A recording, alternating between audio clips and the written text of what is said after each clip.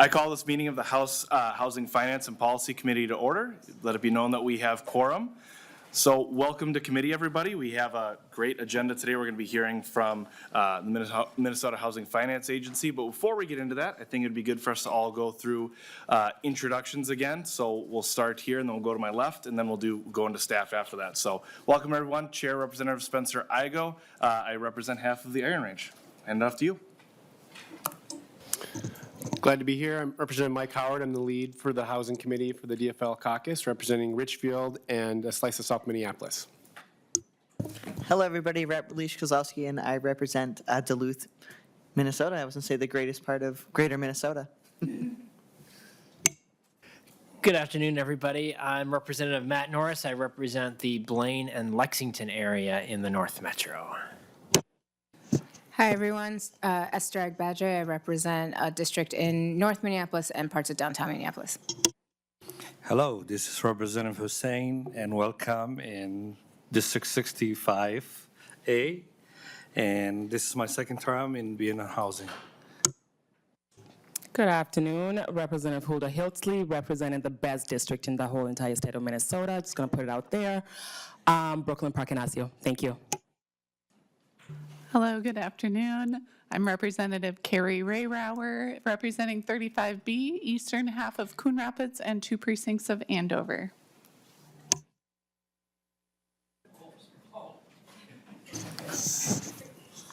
There you go.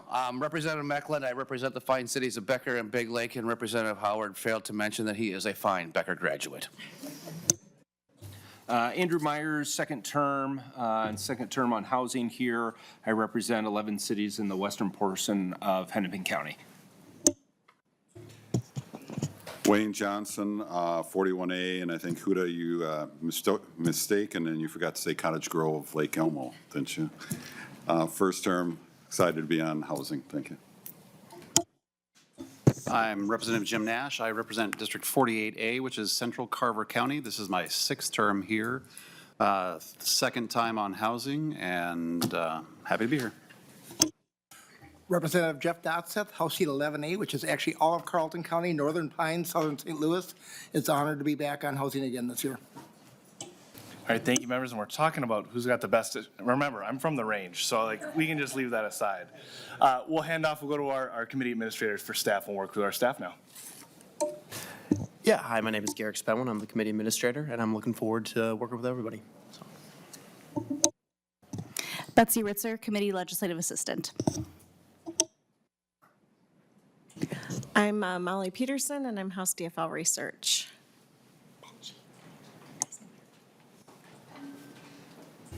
Benji Branks, DFL Committee Administrator. Hi, Salmia Cannon, DFL CLA. Luke LeBron, GOP Research. Thank you, everyone. Also notice our wonderful pages in the room. Joe and Ping, thank you for being with us today and for the rest of this committee. So with that, we will move then right into our next agenda item. We're going to have an agency overview today. So welcome to committee, Commissioner Ho.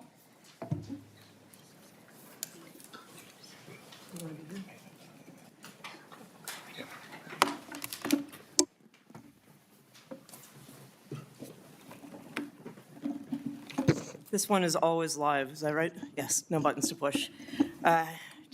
Chair Igo and members of the committee, my name is Jennifer Ho, and this is my 7th session as the Commissioner of Minnesota Housing. Very excited to be here. Very excited for those of you who are returning to the committee, and very much looking forward to meeting those of you who are new. Just in terms of like a second about who I am, I grew up in Fridley. My first job really was in managed care. I worked in Medicaid and Medicare managed care for 10 years.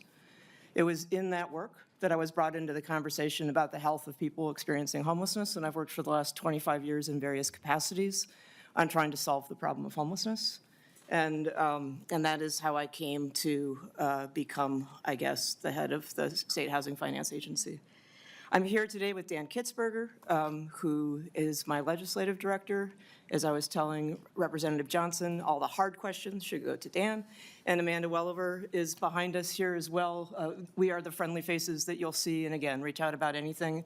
And I'm looking forward to getting some one-on-one time with you and just as it fits within your schedule. I'm happy to be over here or happy to meet you, however it's going to be convenient most to you. I also just have been so excited to be able to meet Chair Igo and sit with you and experience your passion for these issues of housing. So very excited to have you in this role and have your leadership. Doesn't matter which great district you represent. I know that wherever I travel all across the state, everybody tells me that we need more housing, and that the housing shortage is impacting families, it's impacting businesses, it's impacting seniors, it's impacting kids in school, it's impacting really how we're doing as an economy in Minnesota. So I look forward to working together on that. So with that, I have quite a few slides because I was asked to kind of do both an overview of Minnesota housing as well as just an update in terms of where we are in terms of the investments that the legislature made in 23 and 24. And I'll defer to you, Chair, in terms of, should we take questions as we go or should we go all the way through? I'm going to just start by talking about our mission. You know, we really believe that housing is foundational to a full life and a thriving state. So we equitably collaborate with individuals, with communities, and with partners to create, preserve, and finance housing that's affordable. I tend, when I'm in front of a crowd, to say nobody wants housing that's not affordable. It's just that we can all afford different levels of housing, and increasingly the housing supply that's out there is out of reach for many, many households. We were created in 1971. We're somewhat of a unique creature inside of state government. I have an independent board of directors that includes the state auditor. We have an annual independent financial audit. We don't use direct appropriations for agency operating costs. Over here, I run a bank. And we have earnings on loans that we do on the bank, and that has allowed us to pay for the vast majority of our agency operating costs. And of course, we work statewide. So really think of us as a mission-driven financial institution. We issue bonds in the bond market. We have federal authority to do that. And so we work with the ratings agencies, Moody's and Standard & Poor's. I like to say that we're the best housing finance agency in the country, and it's not just because I think so. It's because the people at Moody's and Standard & Poor's, who look at all the state housing finance agencies, give me that positive reinforcement on a regular basis. We're one of the leading state housing finance agencies in terms of our homeownership lending production. We hit above our weight in terms of just what we're able to do. And, you know, the reinvestment of what we earn on the bank side into the mission is one of the things that I think that makes our work special together. My relationship with you is the envy of many of my peers around the country who do not enjoy state appropriated dollars to add to what their federal directives are. And so very, very grateful to this partnership with you and what we're able to do and able to reach deeper in order to do work on homelessness and other things that a housing finance agency that's just a standalone agency without a relationship with their legislature is able to do. The fact that we're able to issue bonds is part of what allows us to do lending to reach home buyers who wouldn't be served by the private market. And we represent about 8% of the mortgage lending industry across the state. That's actually increased a couple percentage points since I began. So we're an important part of what is largely a private sector business. We work in housing across the full continuum. And I think it's important to understand that everything from homelessness to home ownership and home improvement, that all of that is in our toolbox. We do support the financing of new construction. We support the financing of preservation deals. And, you know, we help young families that are just starting out with an affordable mortgage loan and a boost from down payment assistance. That's been a core part of what we've done for a long time. That's equally important to focus just a moment on what we are not. We are not a builder. We are not a developer. We don't own any properties like some public housing agencies or others might own properties. We don't regulate the housing market or the development market. We don't mediate landlord-tenant disputes. We don't help people find housing, but we help the organizations that do that help. We don't set or enforce local housing, zoning, or land use policies. We don't run the HUD voucher program. We are, however, the administrator of the HUD private market project-based Section 8 program. When I think about our agency, I really think of us as having 4 programmatic divisions. So our single-family division, our multifamily division, our housing stability division, and our newest local government housing programs division. We used to just have the single-family and the multifamily division, and the housing stability division was a subset of multifamily. But what we've really seen is that as that work on housing stability has grown, that we wanted to elevate it to its own division. And then as a result of the investments from the 2023 legislative session, we had a bunch of new line items that didn't work the same way as our traditional programs did. And it was really about having relationships with cities and counties and tribes directly. So we stood up this new local government housing programs team to do that. Everything that we do, we really do through partnerships, whether that's with a lending network of folks that are offering the mortgages directly to end users, whether it's the developer who is acquiring or constructing a new building, a network of counselors who help people understand, am I ready to buy a home? What does it mean to buy a home? And can also do foreclosure prevention work. You know, we actually have a huge development community here. It's both nonprofits and for-profits that we work with. And we're there to help them put together the financing of those deals. We work with community action programs. We work with counties. We work with just a ton of community organizations all across the state. We work with public housing authorities. We work with housing and redevelopment authorities, and we work with local governments. So what we do is that we provide the funds, we provide the resources, oftentimes through competitive RFPs. And then I think that it's important that a lot of Minnesotans use our products or benefit from what we do, but their relationship is with somebody else who's made it possible for them. A little bit by the numbers now. In federal fiscal year 2024, we had $1.96 billion in total expenditures and helped more than 73,000 households. Our largest line item is what I do over here on the bank, $1.2 billion of mortgage financing. And then the second biggest line item is our federal administration of these rental assistance contracts with the private market, that $256 million. And then you can see how everything else plays out relative to those 2 biggest programs. You might note we've got the tail on some of the COVID-19 emergency assistance dollars that we got from the feds that stand out there. But a whole range of things that we've done.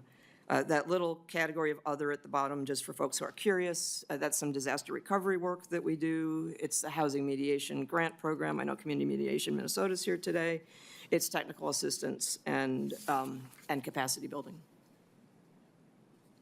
As I mentioned, most of the funding that we do is through a competitive RFP and grant processes.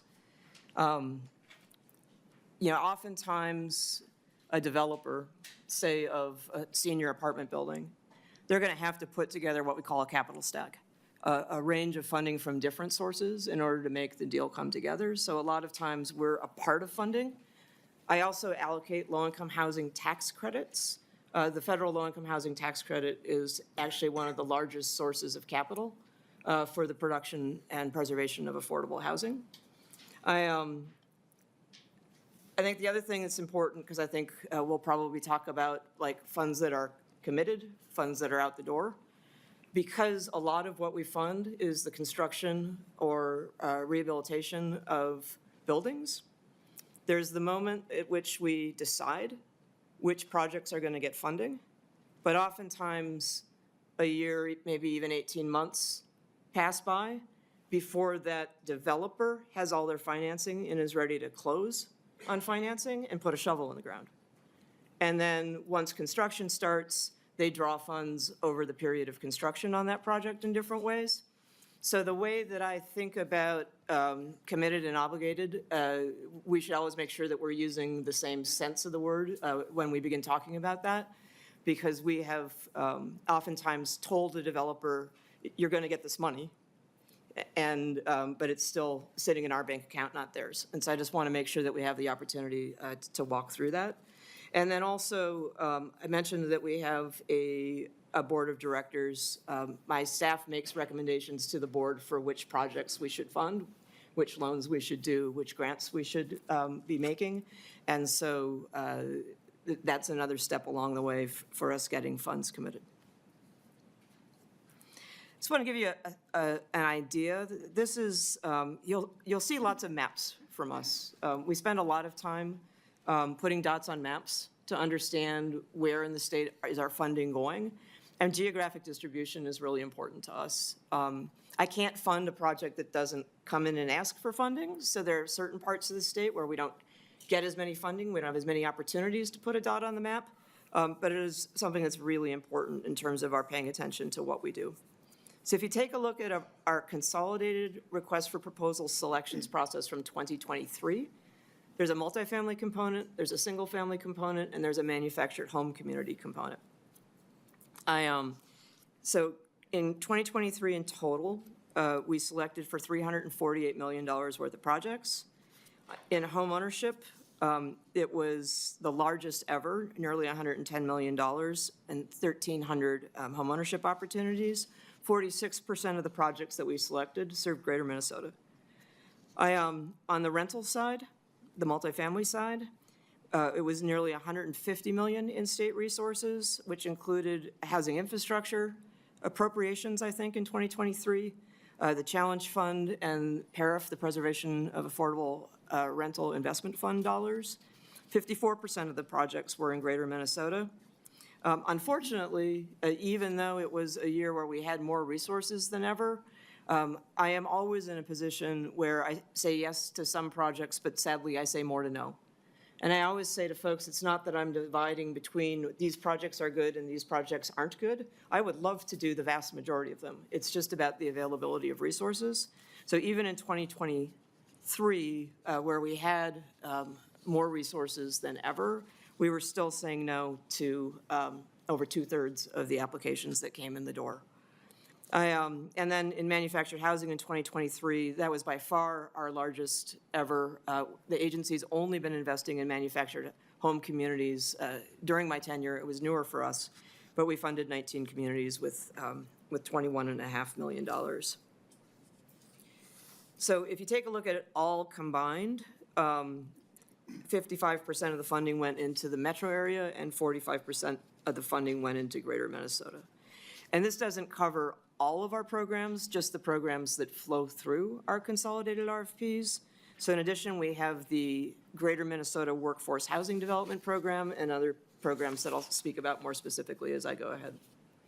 So if you compare 2023 to 2024, we did $348 million in 2023. In 2024, we did $191 million.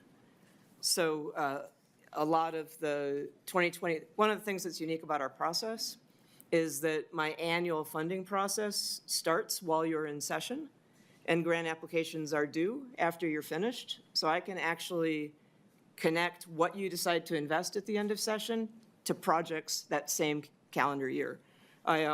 That's left for a bit of a cliffhanger in years where a business was done on a different timetable, like the October bonding bill. But even with the October bonding bill, we were able to match that available resource to projects in selections that year. But you can see, again, the ways in which the numbers split up between homeownership, rental, and manufactured housing just this last December. If you take a look at from 2020 through 2024, the dots on the map, you can begin to see how this begins to amass all across the state in terms of where we're able to put dots on the map. So I think the most important thing, the takeaway here, is that when you invest in Minnesota housing, we are investing in communities across the state. These are programs that create and preserve housing and create stability for people in your districts and all across the state.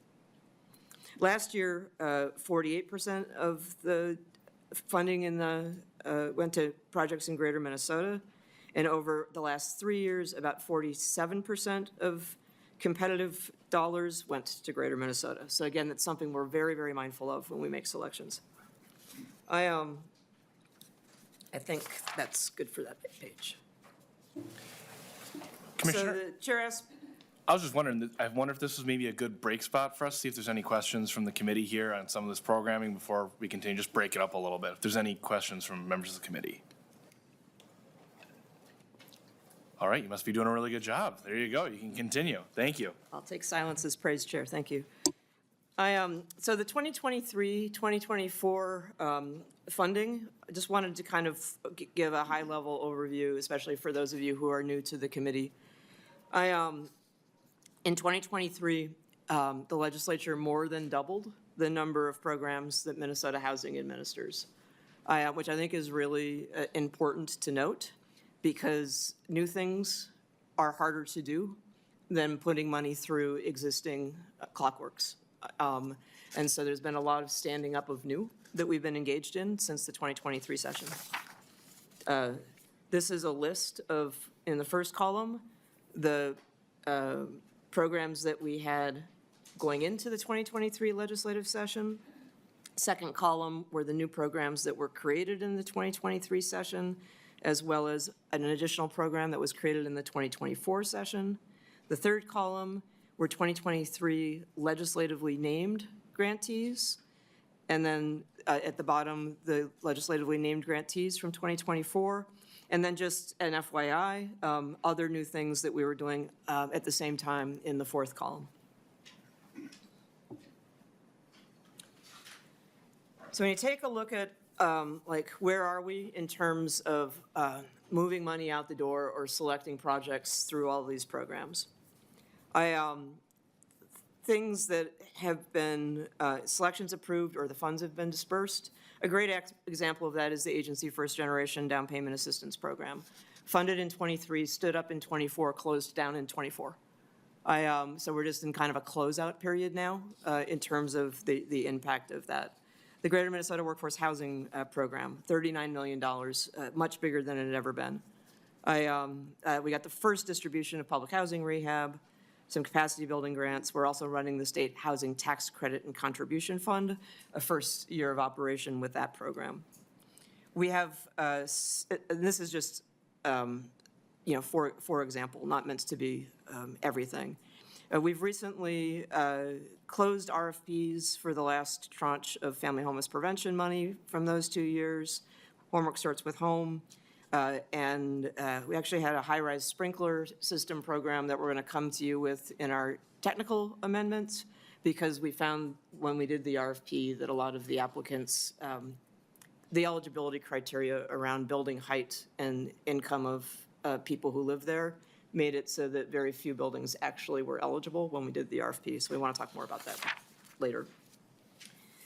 Some upcoming funding opportunities. What's today? The 11th. The Local Housing Trust Fund program, RFP, is opening tomorrow.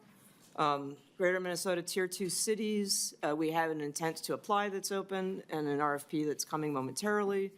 Bringing Home Rental Assistance, RFP momentarily. Greater Minnesota Infrastructure Program, Roads and Sewers, something we've never done before, coming in March. Community Stabilization RFP, we think that we'll have that out in April. Currently have RFPs open for homeownership investment grants, public housing round 2, and a special carve-out of challenge funds going to schools. Just as a point of interest, last week on the Local Housing Trust Fund, we received 60 responses in the intent to apply, requesting 11.1 million out of the 5.8 million that's available. So I think one of the phrases you'll hear from me a lot this session is these programs are all oversubscribed. By and large, there's more need out there than even the funding that we got in 2023. Take a look at it from the perspective of some bar graphs. The first bar is of all resources, what has been committed. And then, where are we making good progress is the green.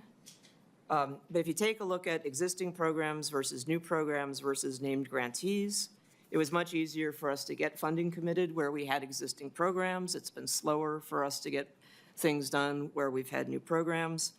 And we're making good progress on all those legislatively named grantees.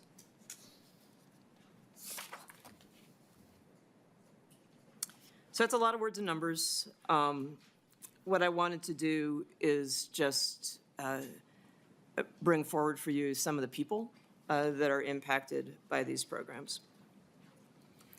When we did our annual funding announcements in December, it was a cold day. We were out in a tent outside of some buildings that had been owned by Perspectives. It was a nonprofit that went bankrupt in St. Louis Park last year. This was one of the residents. Her name is Corinne. And when they heard that the people that owned their buildings were in financial trouble, all the residents in those apartment buildings panicked. They were worried they were going to lose their homes. And they got a notice that the property was entering bankruptcy.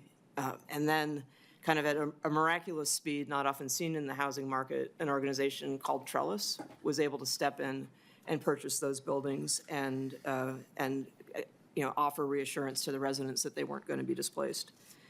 This property received $8.6 million from the housing infrastructure bonds that allowed Trellis to not only, purchase the building, but really to invest in the building to make sure that the community had the quality of life that those residents deserved. So those housing infrastructure bonds and the housing infrastructure appropriations that you have done, it's really a unique Minnesota tool, an innovation here that other folks are envious of, but it allows us to do things like preserve this important community out in St. Louis Park. Another example, this is up from the Virginia HRA, just coincidentally from the range, Chair. This is a public housing property that was a part of the selections that we did in 2024. This is going to help preserve 1,641 apartments and townhomes across the whole state. 15 of the 18 projects that we selected were in greater Minnesota. And, the woman who runs the program up there just talking about what a critical piece of the community this public housing is. One of the things I've observed as I've been able to travel across the state is oftentimes when you're in a small town, the high-rise is a public housing building. Or the apartment complex that's subsidized is a USDA, U.S. Department of Agriculture, rural housing project. And so the importance of some of the most affordable rental housing in communities all across the state, our ability to go in and help those buildings be high quality, healthy, operating efficiency buildings in those communities is really, really important. The next slide, you're standing in a field in St. Cloud here. This is our Economic Development and Housing Challenge Program, affectionately referred to as Challenge. These are the folks from Dreamliner Estates in St. Cloud. And this was really interesting. I went up to St. Cloud and did a community housing meeting up at Centricare. And it was a cold day. I remember driving up the way that the snow blows sideways across the highway when you're on your way to St. Cloud.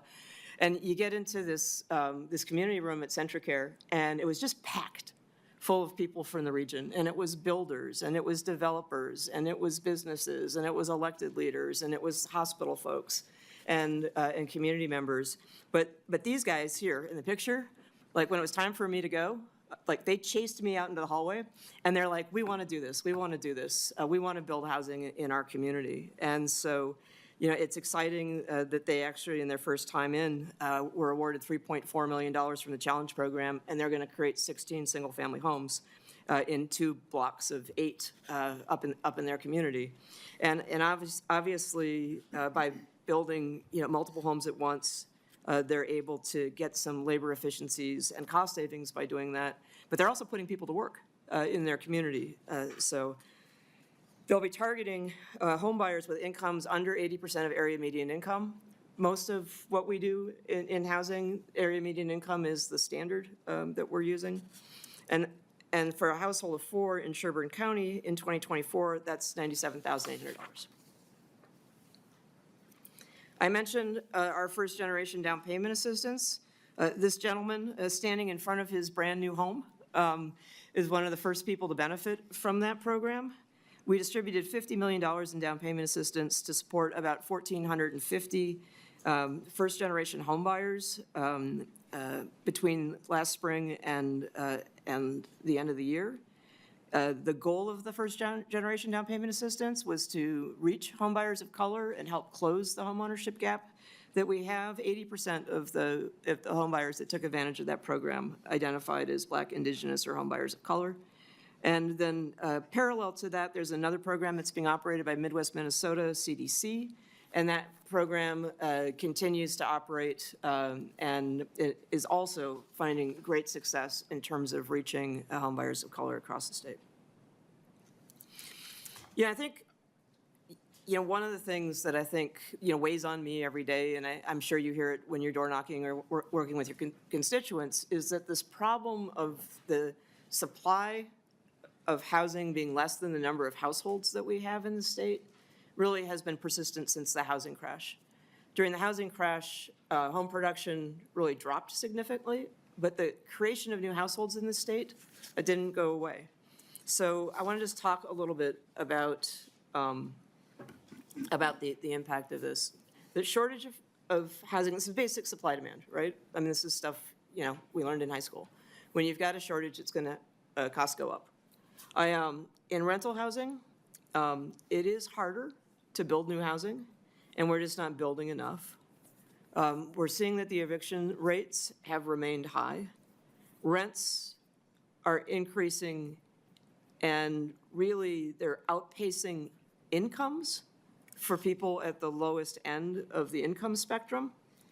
And the operators of affordable rental housing are finding that their operating costs are being driven by inflation, insurance costs, and other things like that.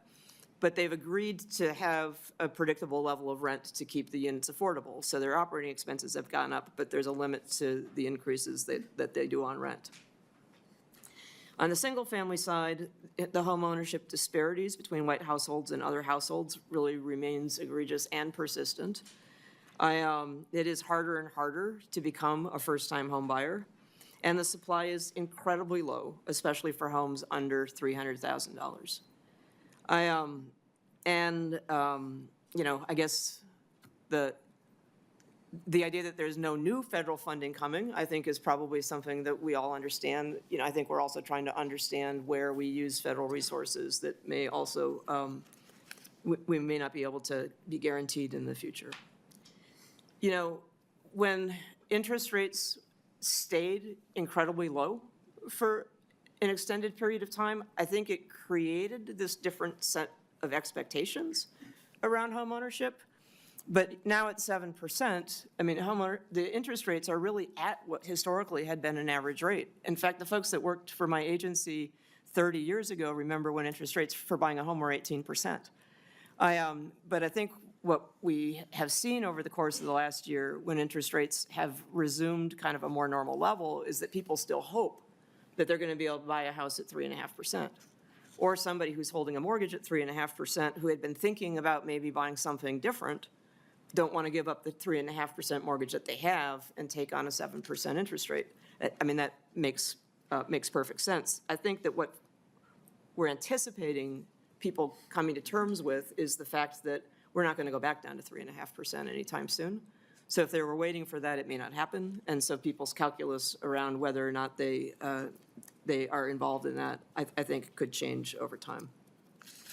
The other thing that we're seeing, and certainly the California wildfires have only exacerbated this, is that insurance costs are going up. Property and casualty insurance costs are going up all over the country.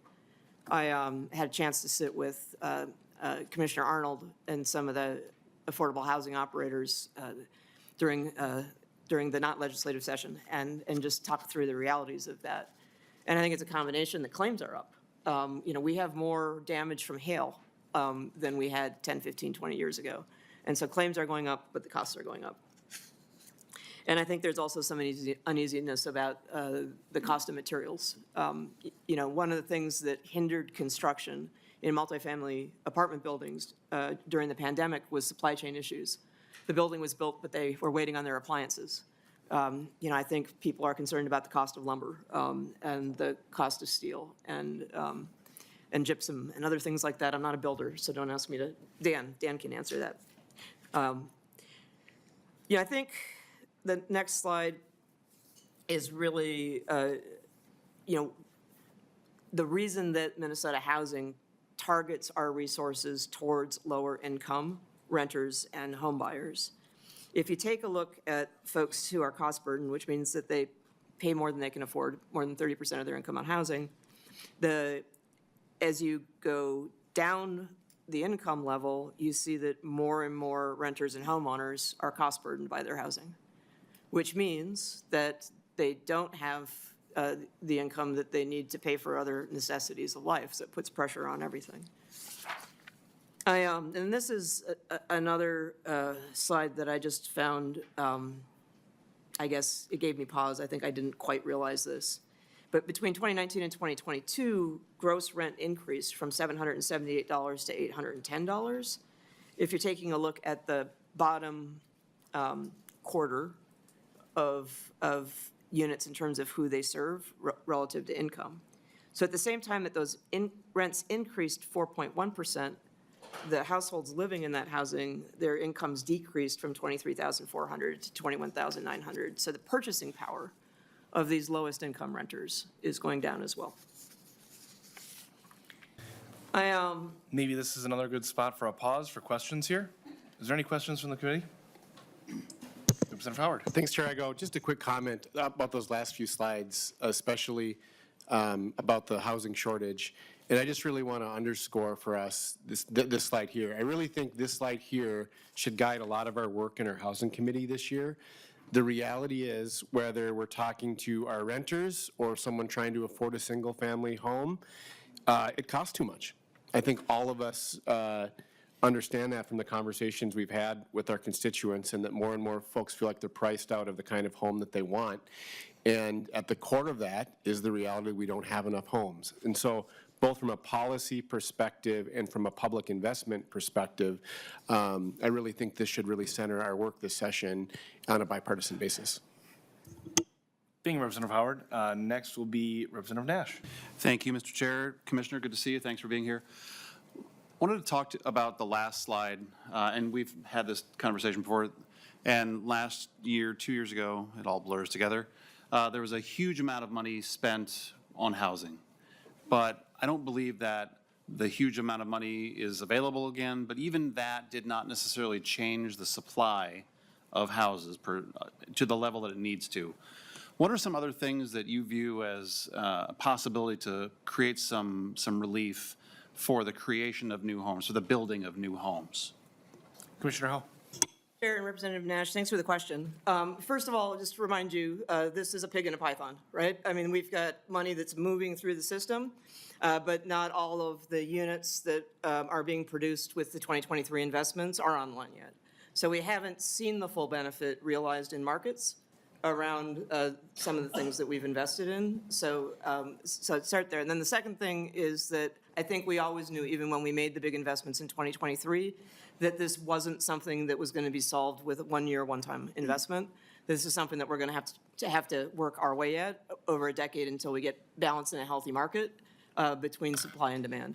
I will simply say we are very interested in the conversation that you all are having around zoning and land use, even though we do not participate in that type of regulation, but I certainly know that the governor is paying attention to the conversations that you're having on zoning and land use, and if you can get some bipartisan agreement and get a bill done, he would enjoy signing that. And so I think that's an important piece. It's really interesting when you take a look at the number of states that have stepped into this space. It's red states and blue states, it's big states and small states, and they've stepped in different ways. And so, I think it's an important conversation for you all to have, even if I'm a bit in the bleachers on that one. I think the other thing is that we do look at the cost of housing, and we do everything that we can with the things that we invest in to try to think about the realities of costs going up, but also where is there an opportunity for cost efficiency.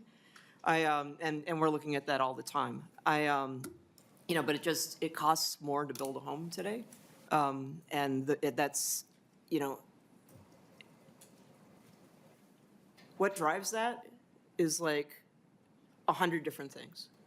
And it's labor shortages, it's the cost of materials, it's depending on where you are, it could be tied to local preferences. There's just a ton of things that are driving the cost of housing. And so at a moment where we need more, the fact that it's harder to build is kind of the conundrum that we're in. Representative Nash. Thank you, Mr. Chair, and here's an excellent opportunity for me to talk about my favorite example of the quadratic equation and how that was all of our favorite thing in high school and college algebra, but there are multiple integers that actually have to be solved independent of one another in order to get to the true answer. And many of my friends on the other side, as we talked about housing for the last 2 years, one of them is land use and zoning and some regulatory relief. One of them is other things that we're working on, and I'm grateful that you've shared that. And I really think that this is not a blue or a red thing. And as the commissioner stated, blue states, red states have all jumped into the deep end of the pool. And I think that that's really remarkable for us to sit here and a lot of us have vastly different political, ideological perspectives on other things.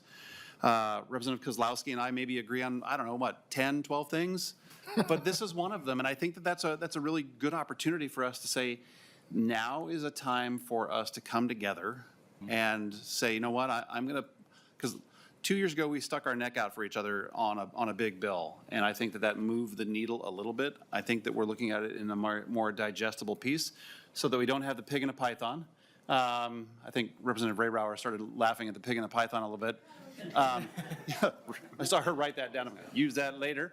But I think that it's a remarkable thing that you have people who are as vastly politically different on many other spectrums here to say, I'm willing to solve my part of the quadratic equation because my kids, your kids, grandkids, whatever, need a place to call home, and it's incumbent upon us to get this fixed. So thanks for being here. Thank you, Representative Nash. I think next on the list is Vice Chair Dotseth. Thank you, Mr. Chair. Commissioner Howell, appreciate you being here again today. It's always good to see you. This last slide we reviewed, you were actually discussing the increase of rents. And the question I've got is, we've looked at the burden put on our housing providers with the uptick in taxes, property taxes, insurance, and just the cost of repairs.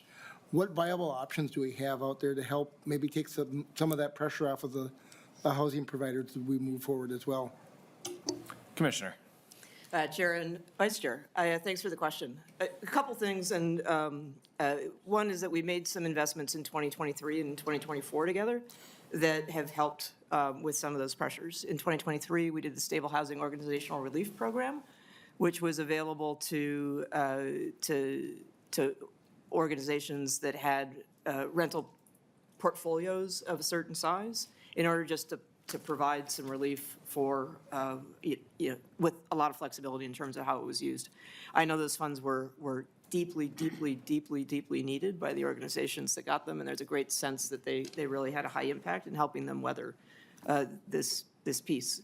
And then we also created this recapitalization program for distressed properties last session that we're in the process of standing up now. This is an opportunity for a building that was financed, say, a decade ago, with a set of underwriting assumptions that made sense a decade ago, but the operating realities today are very different. And so can they have the organizations that have debt in those buildings agree to a different set of terms? Kind of like if you refinance your house, but really to do it to respond to the operating conditions that folks are seeing right now. So we are very much in dialogue, at least with the folks who do the targeted, affordable rental housing, with the impact of those changes and what we can do to kind of reset the way that their debt is structured if they have debt on the buildings. Thank you, Commissioner. Vice Chair Dotseth, any follow-up? Oh, thank you. All right, next on our list will be Representative Johnson. Thank you, Mr. Chair. Thank you for the presentation. I'm going to go back to the page 28 here and against the slide because it piqued my interest a little bit in the fact that I'm going to bring back to, that was at the time that I was county commissioner, and we were helping the state distribute rental assistance to keep people in their apartments or to also help the landlords. And one of the interesting things that I found at that time, and it kind of leads up to the question, is that while builders were having trouble getting material, and thus they weren't building, the huge amount of money that was going out to renters was actually creating buyers. And so the question because what was happening, and I was also a contractor working with people who were going into homes, and I do a duct cleaning, so we get a lot of call when people first buy their home. And the amount of people that were moving into new homes was like an unbelievable level. We're just like, where are all these people coming from? Where are they getting the money to do it? And what I was being told by builders over and over again and realtors is that renters were taking the money for rental assistance, not passing on to the landlords, hoarding it for a number of months, getting their down payment, and then making a down payment on their homes. So I just think it's interesting. So then it goes back to how much does policy affect the prices of homes? We sit here and we talk about trying to figure out how to make homes more affordable. Has any study been done as far as for every $1 million we put out, we make homes that much less affordable because there you have that many more people buying them, you're increasing more demand, you're creating more expensive homes. So, I just look at this and say, change the gross rent, change in income. But during that 2019 and 22 period, we were the busiest we had ever been with people moving into new homes and wanting duct cleaning done at that time. And the question was, where are they getting the money? And overall, discontinual answer was received rental assistance, received COVID funds. We now have enough money for a down payment into the homes, which was then creating more demand, which was then increasing the pricing, which are things that we're never going to be able to fix, because what happened is it raised prices $30,000, $40,000. How are you going to fix that when somebody has $40,000 more invested into a home and they're not going to sell? So I'm just wondering, is there any correlation that has ever been done that, the support, which, I'm not arguing that support, creates the opposite hope that you want to happen, if that's making sense with the question at all. Commissioner? Chair and Representative Johnson, thank you for that. Dakota County, is that where you were? Washington. Washington County, sorry about that. The state ran a huge federally funded pandemic rental relief program, and we cut checks to the property owner. So we weren't paying the resident to pay their landlord. We cut the check directly to the landlord. So I think in the program that we ran at the state, that scenario wouldn't have been possible. because it went to rent arrears for the landlord. I mean, I know there were other forms of stimulus money that were available, but I can just guarantee you that for the emergency rental assistance, Rent Help MN is the program that the state ran, that the checks were either deposited into the landlord's account or a check was written to the LLC that ran the property. You know, during the pandemic, home buying defied gravity. It was completely not my guess that home sales would have done what they did, that people would buy without, you know, when I first bought a house, you know, you spent, Sunday afternoon, you just spent Sunday afternoon in your car, you know, and you went places. And like the whole way in which people bought homes completely changed during the pandemic in ways that I think kind of, like, as I said, defied gravity. We saw that with the agency lending. You know, we hit $1 billion during the pandemic. It was the highest level of lending that we'd ever done, and it was actually persisted at that level for the last few years since. So you know, what I can assure you is that where we used emergency rental assistance, it went to pay past due rent. But we also have been perplexed by how it is that home buying kind of continued at this pace, you know, through this period of time. Representative Johnson, you had some follow-up? Just quick follow-up. So if maybe I'm not remembering correctly, but I know the state sent a lot of money to the counties because the money wasn't getting out because of politics left and right. We got a lot of money for both businesses and rental to get out to people quicker, and we went through a number of it.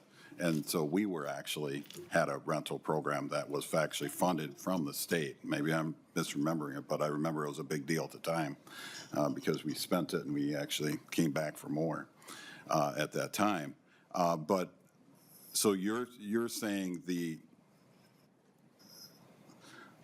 so I guess my question is, these landlords that are coming to us and saying they weren't getting the money and they were having trouble paying their mortgage because of the renters not paying them, that couldn't have happened? Because you said the money went directly to the landlords? Commissioner. And I'm working on the habit of protocol. It takes me a while to get my muscles back. Chair and Representative Johnson, I know that the federal government, when they distributed the COVID-19 emergency rental assistance programs, they gave money directly to jurisdictions over a certain size, and then they gave money to the state to run a statewide program. So Minneapolis, St. Paul, and the 7 metro counties got their own direct allocation from the feds that did not flow through the state, and then the state had a separate money that came from the federal government from both the original emergency rental assistance program and then a second phase. And then the state, and I don't know which local jurisdictions, also benefited from states that did not spend all of their emergency rental assistance. So we actually got more money from states that were underutilized that we were able to put out into our program. But we did have parallel programs operating for a while between the local jurisdictions that got a direct allocation from the feds and the program that we were running statewide. But again, you know, at a individual property owner level, they might know they got federal emergency rental assistance, but they may not know who was the administrator of it. Was it the city program, the county program, or the state program? They just know that they got it. Did everybody get it for all of their renters who were past due? I'm sure not. It really required a partnership between the renter who was behind and the property that was due the funds. They needed to work together to complete an application to get the funds. And in some cases, that wasn't possible. And so I don't want to make a blanket statement that everybody got the relief that they needed, but boy, we put hundreds of millions of dollars out the door in order to help what was a really significant challenge for folks at the time, both on the property side as well as on the renter side. Thank you. Thank you, Commissioner. I think that really outlines, too, you mentioned in your presentation, and members already kind of brought up just how diverse the housing issue really is, right? You're talking about pots of money that are flowing through multiple different places at once, and I think that is on us as committee members to really, dive in here as we think about policy moving forward this year and next year about how every little action we make has a lot of cause and effect. So with that, next person on the list is Representative Hiltzley. Thank you so much, Chair. Commissioner Hope, nice to meet you. So I have a couple questions, and don't mind me if I'm asking interesting questions because I'm still getting used to all of this. So I truly believe that housing is basically the staple of a thriving community. If you have stable housing, accessible housing, affordable housing, we have thriving communities. So my question for you is rooted in a situation right now is happening in my district. So how does the agency ensure that the state-funded housing developments remains affordable long-term, and what safeguards are in place to prevent displacement? And the reason why I ask that is because, as you probably know, Huntington is in my district. Yes, you're smiling. Yeah.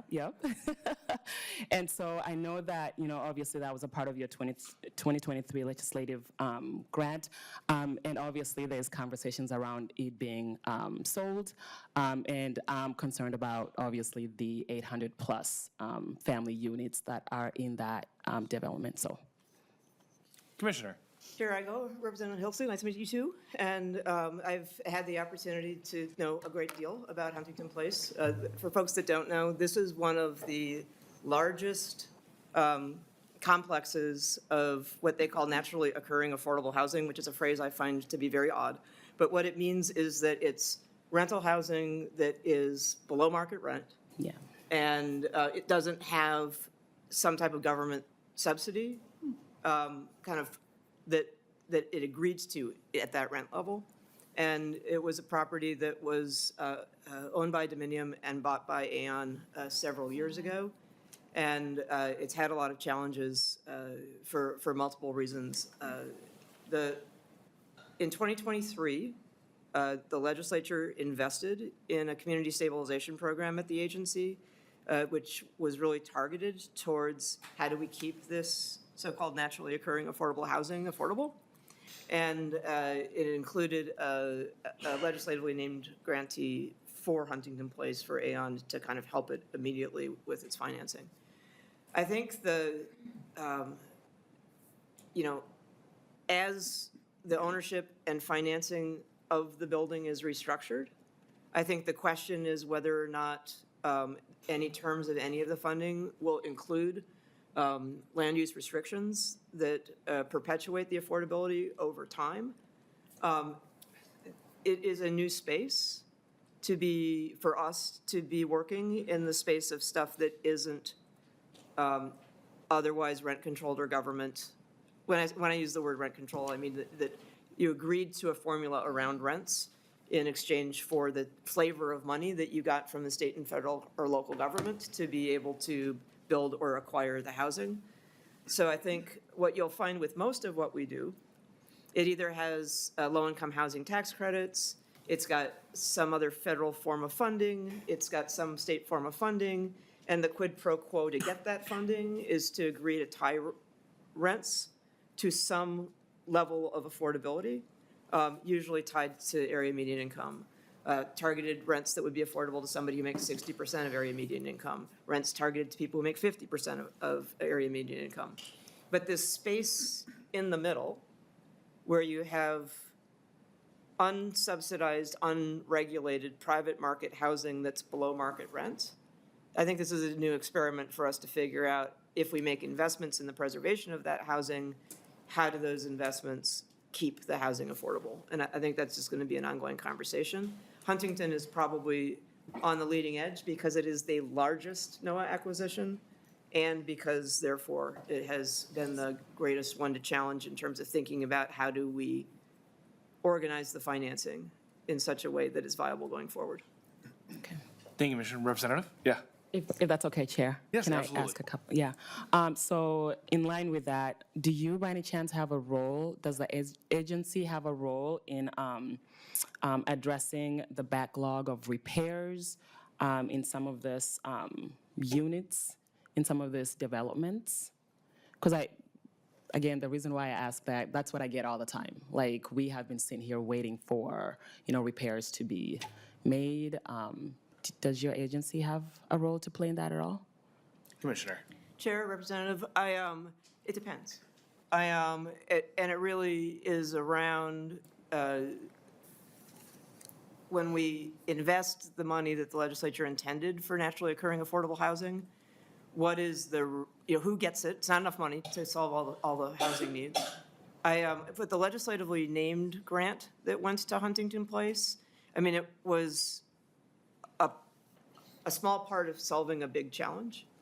And so with that legislatively named grantee, there wasn't the expectation that that money could fix everything that needed fixing at Huntington Place. Yeah. Do we have a role? I wish I had access to an unlimited supply of capital. Of course. But I don't. And so, sadly, there's winners and losers in what we invest in. Where we invest, we try to be really good stewards of the public resources that are, so desperately needed, and leverage our investment to get the most benefit for low-income families while also having operating budgets that are viable so that the folks that are willing to do this work will continue to do this work. Awesome. It's been complicated on a lot of fronts lately because of all the factors, and the showcase for complexity is Huntington Place. Thank you. Thank you, Commissioner. Yeah, Representative. And one more, thank you, Chair. One more question for you, and then I'll be done. Does the agency, or from your perspective, what's your take on leveraging private versus public partnerships to expand affordable housing options while ensuring public dollars that are being used, public dollars are used effectively? So the private versus public partnerships. Commissioner. Thank you. Chair and Representative, housing, what we call affordable housing, has always been a public-private partnership.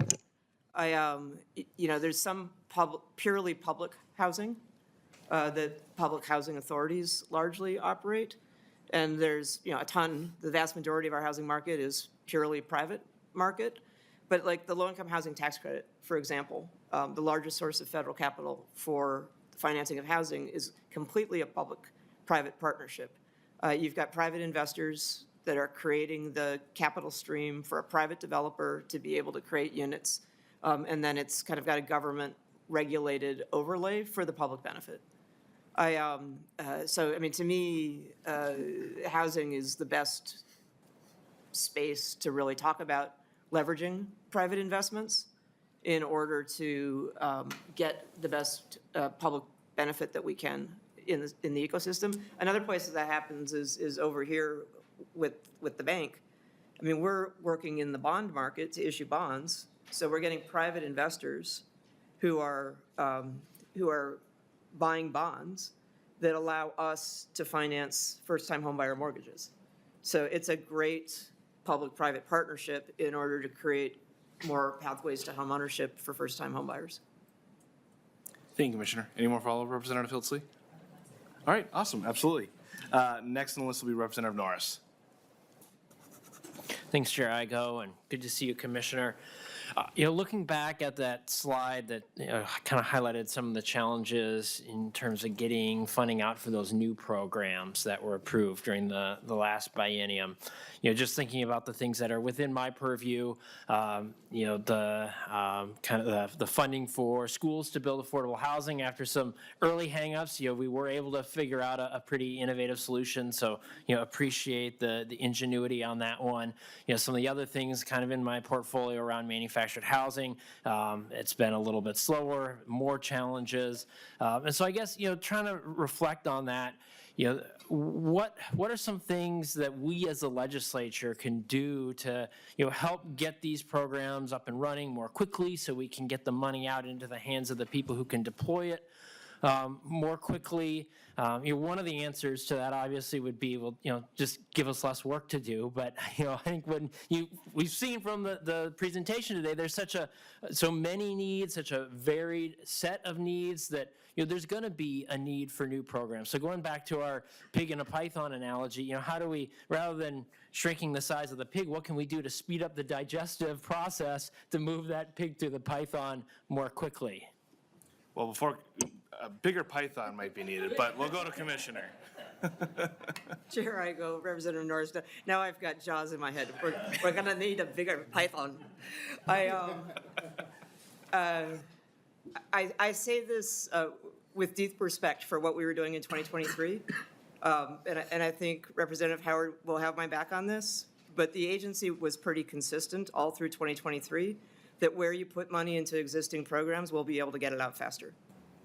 And that is absolutely the case, that where you put more money into existing programs, the vast majority of that is already matched projects.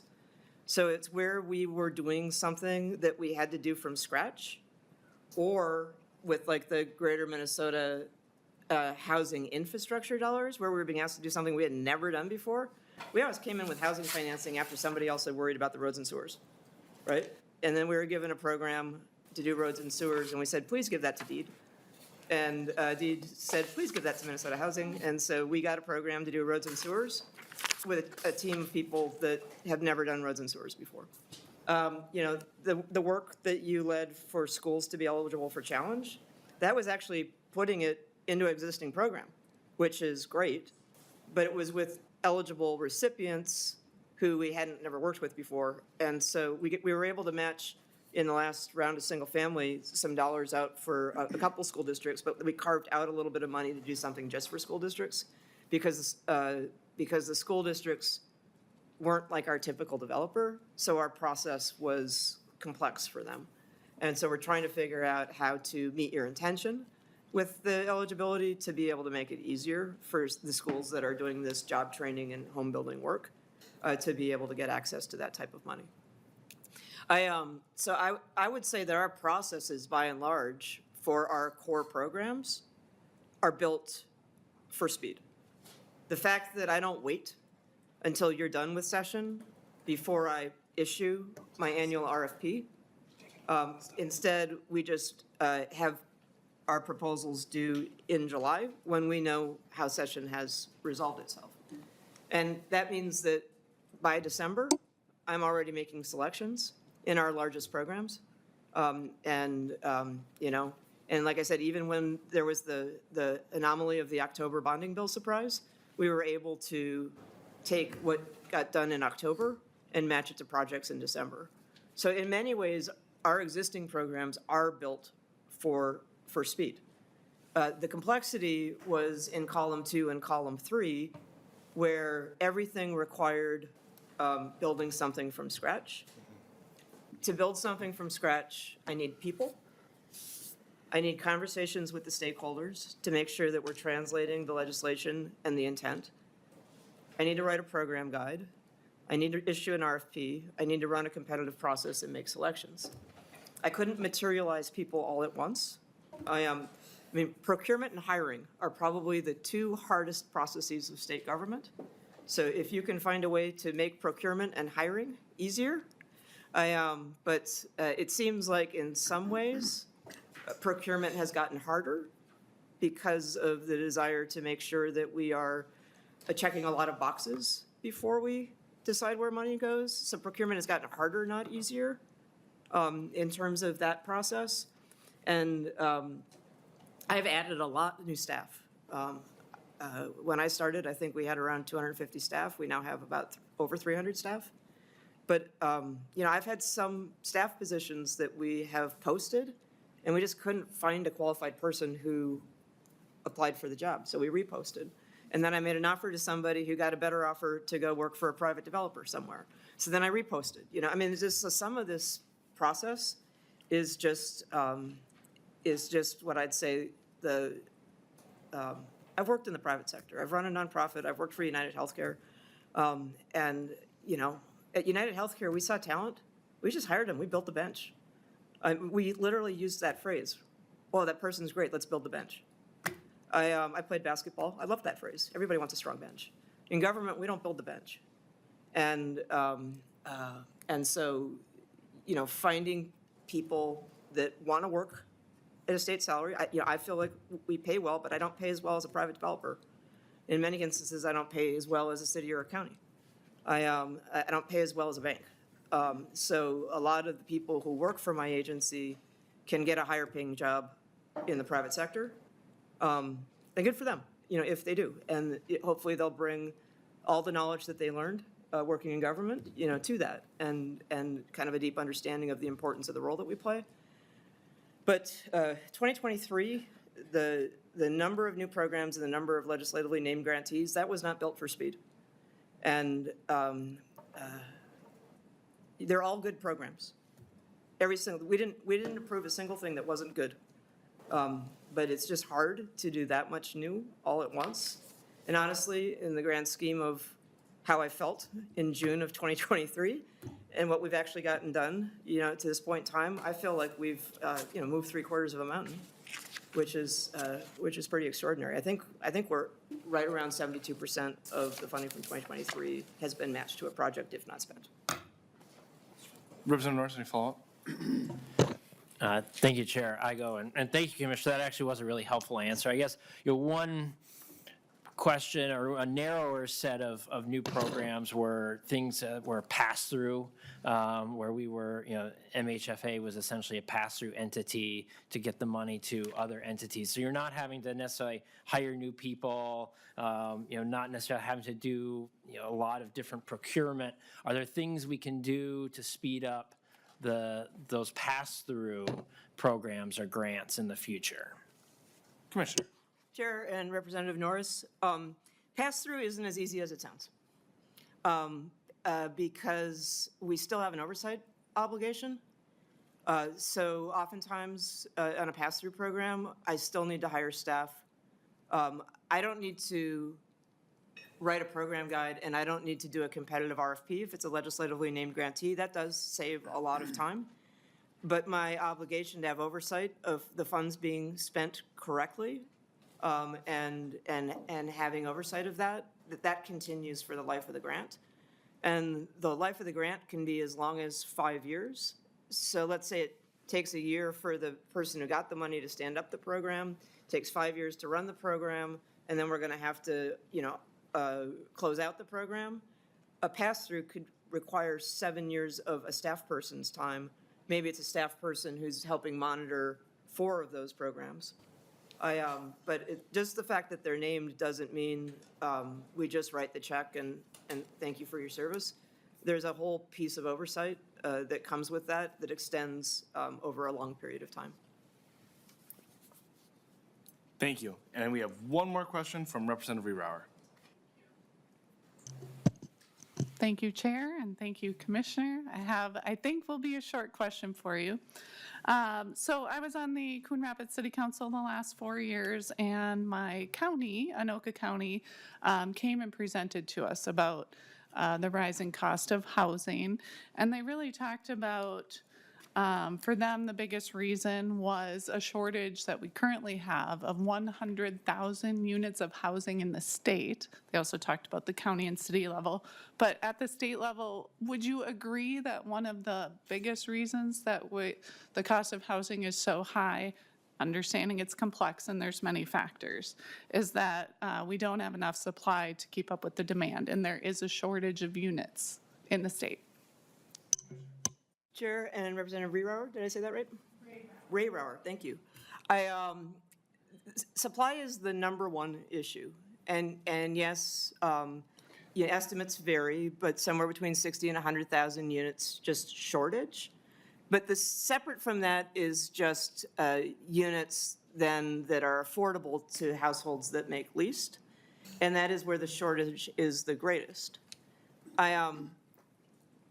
If you make more money, right, you shouldn't have to buy a more expensive home, right? So we're not trying to get everybody to spend, 30% of their income or less on a home. The way we get ahead is that if we can get our housing costs to be fixed and we actually, start making more money, right? That's how we get ahead. But so the supply of units that are affordable to people making 30% of area median income or less is where the shortage is the greatest. And a lot of the units that exist today that are affordable at that level are occupied by somebody who makes more than that, as they should be. Thank you, Commissioner. Any follow-up, Representative? Okay. Well, then with that, we should get into the most important part of your presentation, the budget part. So thank you, members, for the questions, and Commissioner, thank you for the responses. I just want to check, Chair. What's our hard out time? I think I want to. We have a half hour left. Okay. Yep. Just want to pace myself accordingly. I'm going to pick up the speed. Yeah, Just I a was gonna little say, bit yeah, on if we the could go through slides. that, because I'm sure there'll be a few questions on budget, and then we'll, yeah.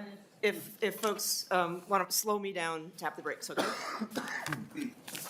Okay, just to put 2023 in perspective is this very simple bar graph. We came into the 2023 session with $115 million in our base. We walked out with $1.3 billion with a B, and we walk into this session with a base that's grown to $165 million. A couple of the things that were done to the base in 2023. The vast majority of things were done in one-time funding. So 2023 obviously was very historic, unprecedented, all these words that I feel like I'm using all the time now, but just wanted to put that in perspective. As we think about our budget, we think about it in 4 buckets. What do we do that preserves and creates more homes? What do we do that increases housing stability? How do we support and strengthen home ownership? And how do we build and support organizational capacity for the folks who do this work? So if you take a look at that $165,600,000 that's in our base, this is the way it splits out across those 4 buckets. I'm going to do it. This is a pictorial version of resources. It used to be that about half of what we did were capital resources to build and produce. Coming out of the 2023 session, we now have only about 1/3 of our budget that's used for capital, and about 2/3, well, 64% that is for housing stability, largely because bringing home rental assistance falls into the housing stability bucket and not the capital resources bucket. The one thing that isn't included on this stuff is stuff that you did in 2023 that wasn't appropriations. So there's also direct aid through the statewide and local affordable housing aid and the Bring It Home Metro vouchers that are paid for through the sales tax. So if you take a look, then another way of thinking about our 2026-27 base budget, which is the governor's starting position is to hold the base, is to see the various line items, and this is kind of the core ongoing programs that we have today. And I'm going to hit these program by program, bucket by bucket. So preserve and create new homes. These are the programs, the line items that fall underneath it. What these appropriations allow us to do is to leverage funding from other sources and to do either grants or 0% deferred loans oftentimes in order to create and preserve housing that's targeted to Minnesotans who make the least. And these lines are largely funded through our annual consolidated RFP process, although a couple of them are done in standalone processes.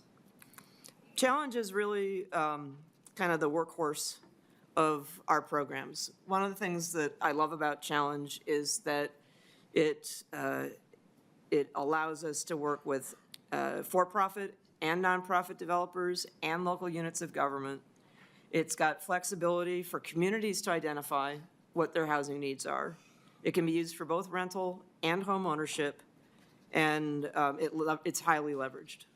And take a look at the green box in the bottom to give you a sense of who's there. This is a photograph from Habitat Project in Winona, and love getting out there when we're cutting ribbons with big scissors. The Workforce Home Ownership Program, this is really used for development costs, rehab, land development, affordability gap, and get a sense of the funding. We did 36 proposals are what was funded in the last round. We had a lot of money, one-time money in 2023 for that, but when you come back to our base, the base is just $500,000 a year. And obviously, the fact that we were able to do $41 million worth of investment and still probably said no to some other proposals just gives you a sense of how oversubscribed the base budget of this program is. The Greater Minnesota Workforce Housing Program, this is a wildly popular program for employers, cities, and developers all across the state in Greater Minnesota. It's specifically targeted to support business growth in Greater Minnesota. the vast majority of developments are in communities with populations of 5,000 or less. This map shows the 2024 selections. That was 38 million to 27 projects, but we got 99 million in applications that year. So just a sense of where the need is there. Manufactured home community infrastructure grants. This is the paving of roads of a manufactured home community down in Richfield. But this is like really a basic health and safety needs of a manufactured home community. We have places that have broken sewer lines, they have sewer seepage. We have places that have undrinkable brown water. So not only do they have to buy water to drink, but it's actually rusting out their appliances and their, you know, the infrastructure of the home. And this also can be used for the residents of a manufactured home community to purchase and become a cooperative owner of their manufactured home community, which is a number of communities that I've visited is very exciting to watch the residents take on governance of their own communities. But the base for this is $2 million, and you take a look at what we were able to do in 2023, you know, there's a lot more need out there than what we're able to fund. The rental rehab loans is really a unique program that targets greater Minnesota housing. A lot of it was built by, funded by the U.S. Department of Agriculture, rural development programs. These are private builders and property owners that use that USDA money to create housing that had built-in federal subsidy from USDA.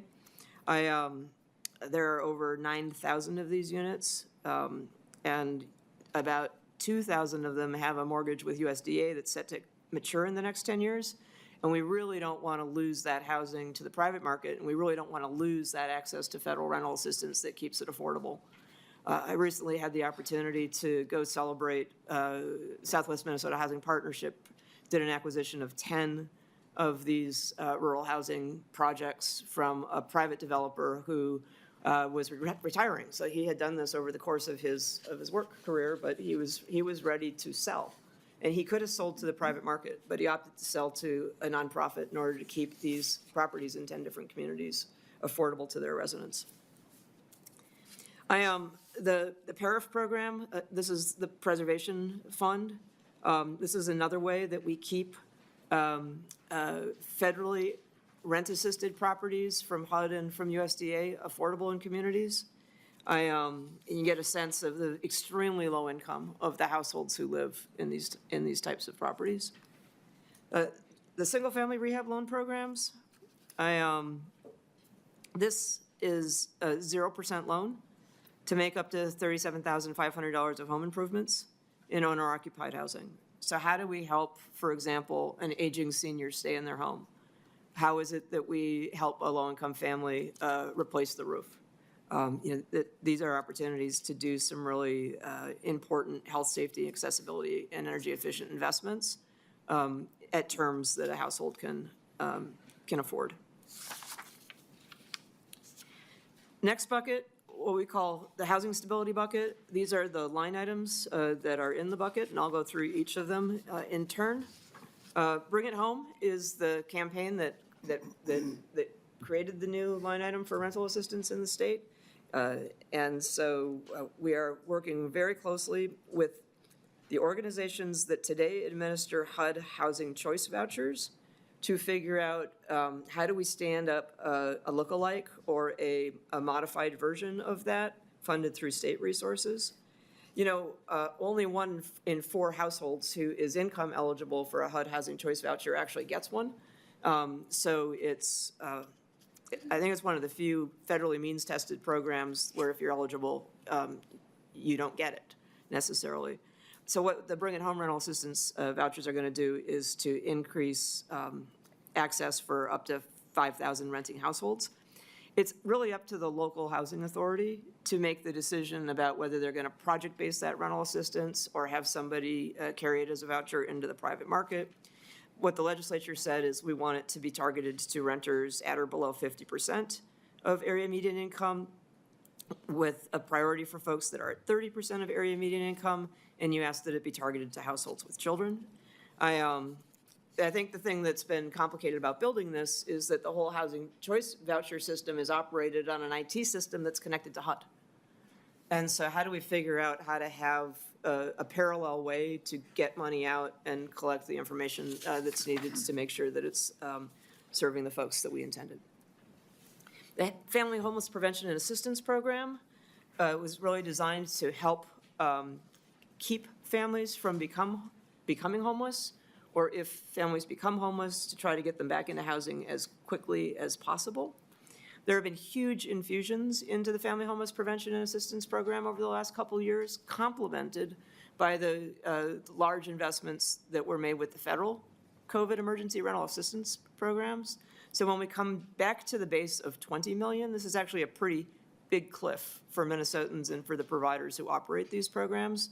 Because I think it's fair to say we've had, hundreds of millions of dollars of emergency assistance available the last couple of years for this. So when the 2024 new investment is done and we return to base, I think we're going to feel that across the state. The Housing Trust Fund is a program that we operate in partnership with folks that provide housing to very low-income families in the form of operating subsidies. I think it's important to note that nearly 3/4 of the people who are helped by this program are people who have experienced long periods of homelessness, and about half are families with kids. And again, you take a look at the median income of the households who I served on this, it's extremely low income. Homework Starts with Home is a program that was created kind of as a pairing of family homeless prevention and housing trust fund dollars. And it really was set up to be kind of a pairing of school districts with organizations that are capable of helping families prevent or quickly resolve their homelessness. One of the things that the early research showed here is that when people have stable housing and they're not worried about funding for their rent, the households are able to actually grow their incomes, which is a great outcome then. Again, though, extremely low-income folks that are being served by the program. Bridges is so named because it was created to be a bridge to Section 8 housing choice vouchers when it was first created. It's a very long bridge because Section 8 housing choice vouchers aren't readily available for folks. But it was really targeted for folks with a serious mental illness, in large part to keep folks out of hospitals and regional treatment centers. It's really an important program in terms of just the stability of the folks that are a part of it. I have the honor of chairing the Olmstead subcabinet. Olmstead was the Supreme Court case that said that people with disabilities have the right to live in the most integrated settings in communities of their choice. Bridges is one way that we are able to do that. Next bucket, support and strengthen home ownership. 2 key-based programs here. Again, 1.8 million in the base is a very, very, very small portion of what the agency does, because we kind of take the earnings on mortgages that home buyers are paying, and we reinvest the earnings on that back into down payment assistance for the next homeowner. And then again, we had the infusion, the agency had 50 million of one-time first-generation down payment assistance money, and that's all gone.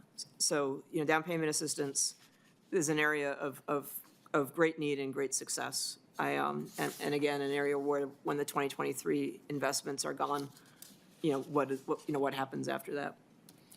The homeownership education, counseling, and training, I think I mentioned this earlier. This is just really helping people understand how to get their credit score in a good place to qualify for a mortgage. What does it mean? I'll always remember as the scariest day of my life signing all those documents for a 30-year commitment.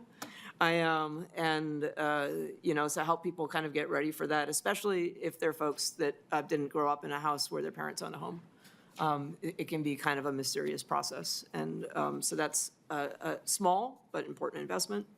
And then building and supporting organizational capacity is just really helping make sure that organizations can really have what it takes to be able to compete for and administer state assistance. The last thing I just want to mention is that we've consistently over the years done geo-bonding for public housing preservation. There will be $7 million in the governor's recommendation, which I guess I'm allowed to tell you today. Okay, great. The intent to apply for the upcoming RFP, we had 58 responses with $103 million of needed repairs. And oftentimes, like, these are like really, really needed repairs. We always get photos in with applications, and it's amazing when you take a look at the HVAC or the plumbing or the elevator or just the state of deterioration in a parking lot and sidewalks. I think about, you know, grandma walking across that icy parking lot, and it makes me very scared. So these public housing investments are really important.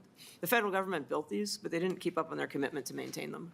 And so for them to be preserved as the kind of critical asset that they are in communities all across the state, those investments are really important. That's the last of my slides. What I would say in closing is that we have a good partnership, what we do together. And, you know, 2023, you know, we get it. I mean, that was very different than 2024, and here we are in a very different 2025. But I think it's important to know that the investments made in 2023 haven't all made it into, converted into homes. We're going to still see the benefit of that. But even with that, the need has always been greater than even what we knew we were investing in 2023. So I really look forward to partnering you to figure out how we get the best result that we can from this legislative session. And as I always like to say, I'm happy to take any questions, but save all the hard ones for Dan. Thank you, Commissioner. And I think, so we're kind of running tight on time. I know we have one question to start from Representative Agbaje. Thank you, Mr. Chair. Thank you, Commissioner Ho. Always good to see you again and your team. This is a really great presentation about the overview of like all the work that you guys do. I think one question I just have in general is, you know, we did put in a lot of one-time funding last cycle.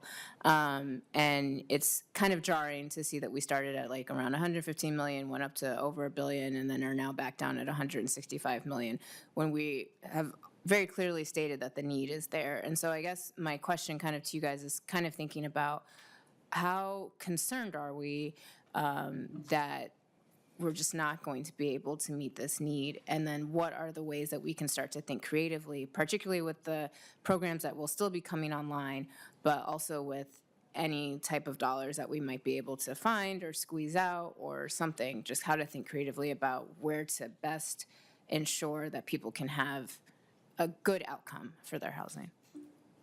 Commissioner. Chair, I go, Representative Agbaje. I mean, I'm very concerned. Doesn't matter where I travel in the state, a manufactured home community, a homeless shelter, sitting with a mayor or a county commissioner, sitting with a business leader. There is nobody, I mean, obviously I'm the housing commissioner, so of course we're going to talk about housing when I show up. But there's nobody that is saying to me, we don't need what you do here. And, you know, all of our programs are oversubscribed. There's more need out there. And, you know, we are just a small part of the whole housing ecosystem. But we need a sustained lift over time if we're going to get the homeownership market back in balance and if we're going to get the rental market to work for more renters. And we're just a long ways away from that. And I don't have any magic wands. I mean, I think what we try to do is make sure that we're having the highest impact with the dollars that you invest in us and we invest back into your communities. But this is a big problem. And I think one of the things that concerns me most, and you know, like I said, I started out in healthcare. I mean, it was a no-brainer to me when people who were advocating for housing for people who are homeless came and said to me, you know, hey, Blue Cross person, you have a Medicaid member who's homeless. You know, I knew my case management system down in Eagan was not designed to solve that problem, right? And it wasn't that hard for me to understand that a person who was homeless, who was also sick, was getting care in the most expensive settings, which is exactly where I didn't want them to get care, right? And that when they were housed, that it turned out that folks stopped getting care in the most expensive setting, and they started going to the doctor and taking their medicine. And that's exactly what we wanted.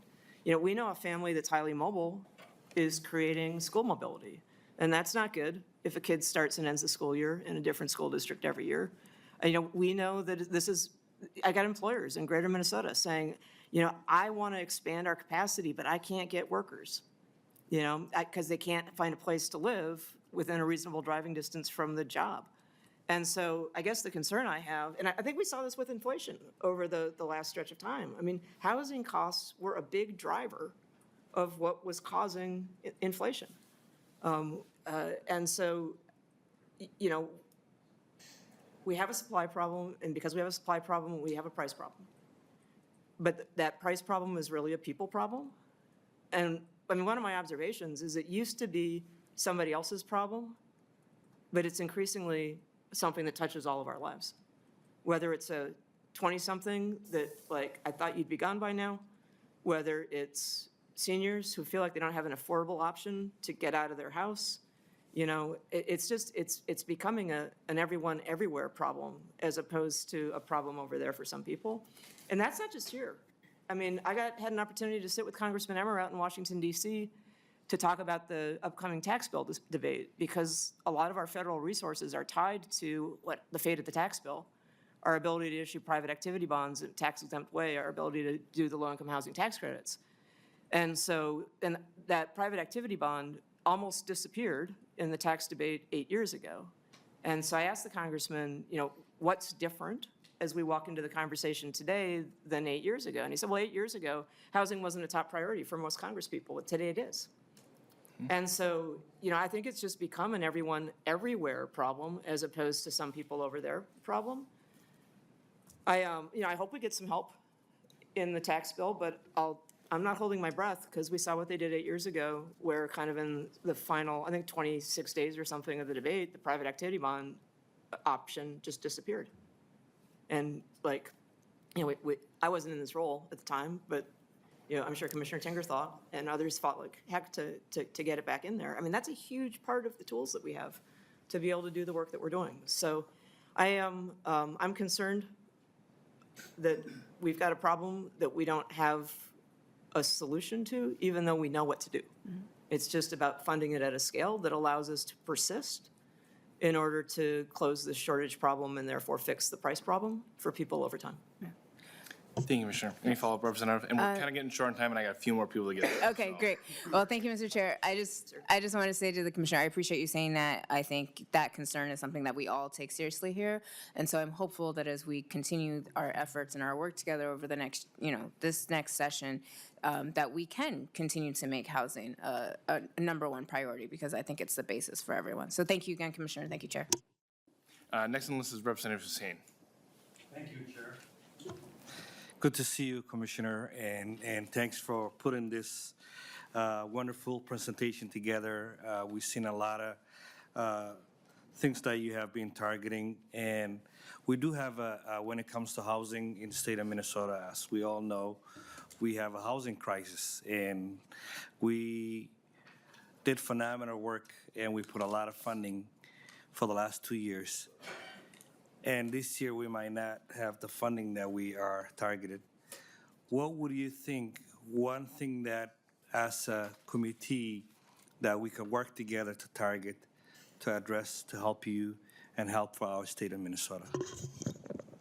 Is it housing? Is it homelessness? Is it like, I know we put a lot of funding, but what other, it would be your top priority if we squeeze it? You know, I'm just following up with Representative Bache's, what can we take away? Commissioner. Thank you, Chair Igo, and thank you, Representative Hussain. If I had a magic wand and I could have 3 wishes come true, one is that we've got a problem just with the health of the ecosystem. That the organizations that we rely on and just market conditions have made it challenging for the folks who want to do this mission-oriented work to do this work.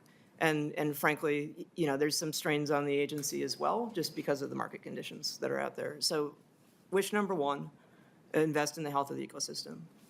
2, I think that family homeless prevention is really, really important. If you think about who has the worst housing case, it's the person who doesn't have housing at all. And so what can we do to prevent it wherever we can, and what do we do to solve it in the instances where it happens? I think the other big opportunity this session is to talk about housing infrastructure bonds. They are just such a great engine of production and preservation. It's a unique tool that we've had. I think the challenge for this committee is going to be the question of whether it sits in capital investment or whether it sits in this committee. If it sits in this committee, then your targets need to accommodate the debt service on housing infrastructure bonds over time. If it gets over into capital investment, then this committee can talk about how great they are and not have to worry about the debt service on them. So I think what I would say is that I think those are the three, the three things that I'm focused on. And if I had that magic wand, boy, would I be waving it. Thank you, Commissioner. And we'll go to Lead Howard now. Thank you, Chair Ego, and thank you, Commissioner, and thank you to your agency and all their work over the last few years to implement Go Big. And it's refreshing to see the slide that almost all the resources are either committed or nearly committed. And to Representative Johnson's point earlier about, what is the resources doing to address our supply problem, but for these investments, the production of the kinds of single-family homes and homes to rent would not occur. Thousands of homes for Minnesotans, helping us with that supply-demand mismatch. And so thank you to the agency for helping us moving in the right direction. I do have to say that I am disappointed that the governor's budget doesn't include a single dollar more in the base budget for housing. Given the housing shortage that we're up against and giving the prioritization that I think we all see in need in this housing, that there's no increase in the base budget and no housing infrastructure bonds in the governor's budget is disappointing. And as we work together this session, I just think we all need to understand and work together, both on the public investment and the policy side, find ways to get outside of the status quo, because the status quo is not meeting the moment for Minnesotans.